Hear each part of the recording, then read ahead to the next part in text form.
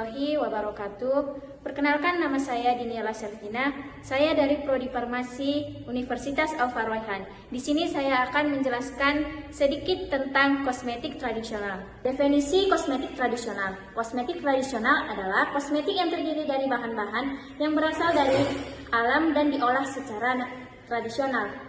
Cara tradisional ini merupakan kebiasaan atau tradisi yang diwariskan secara turun-temurun. Definisi kosmetik tradisional telah dikemukakan oleh berbagai sumber ahli. Antara lain, menurut BPOM RI tahun 2019, kosmetik tradisional adalah sediaan kosmetik yang menggunakan bahan alami yang diolah secara tradisional dan digunakan untuk perawatan dan kecantikan tubuh tanpa menimbulkan efek samping berbahaya. Menurut Badan Pengawas Obat dan Makanan tahun 2020, kosmetik tradisional adalah produk kosmetik yang menggunakan bahan alami dari tumbuhan, hewan, dan mineral, dan dibuat secara tradisional berdasarkan resep yang telah digunakan secara turun-temurun. Kemudian ada menurut Kementerian Kesehatan RI, Farmakope Herbal Indonesia 2019. Kosmetik tradisional merupakan sediaan topikal berbahan alam yang digunakan untuk perawatan tubuh tanpa melalui proses kimia sintesis dan kompleks, dan terbukti aman secara empiris. Ada penggolongan kosmetik tradisional. Kosmetik tradisional digolongkan menjadi dua. Yang pertama, kosmetik tradisional murni. Yang kedua, kosmetik semi-tradisional. Kosmetik tradisional merupakan kosmetik yang berasal dari alam dan diolah secara tradisional. Jadi, yang dimaksud dengan kosmetik yang pembuatannya tanpa menggunakan bahan kimia dan pengolahannya menggunakan cara yang sangat sederhana.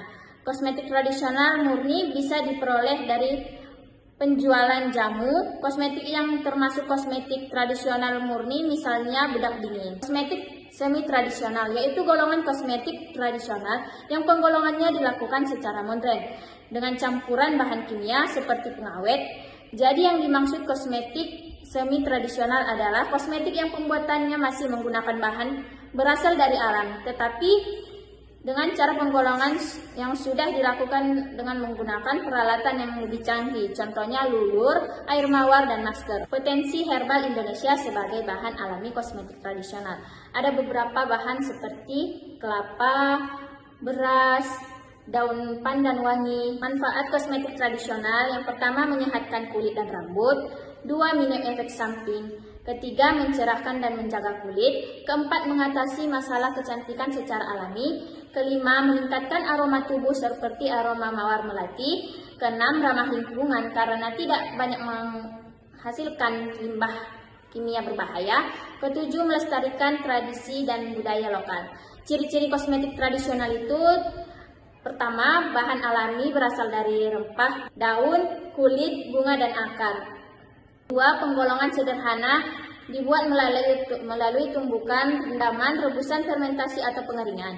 Ketiga, resep turun-temurun berdasarkan pengetahuan tradisi dan etnobotani serta ramuan leluhur. 4, minim bahan pengawet kimia seperti kunyit, serai, dan minyak atsiri. Kelebihan dan kekurangan: kelebihannya relatif aman karena berbahan alami. 2, ramah lingkungan. 3, mengandung nutrisi yang menyehatkan kulit atau rambut.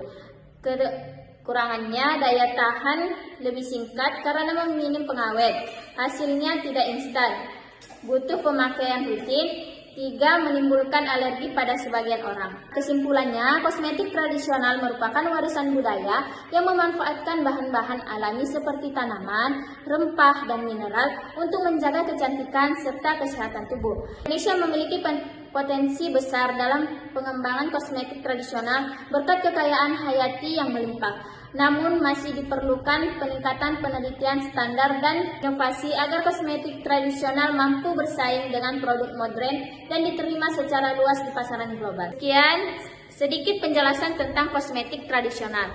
Jika ada kata atau ucapan yang salah, mohon dimaafkan. Wassalamualaikum warahmatullahi wabarakatuh.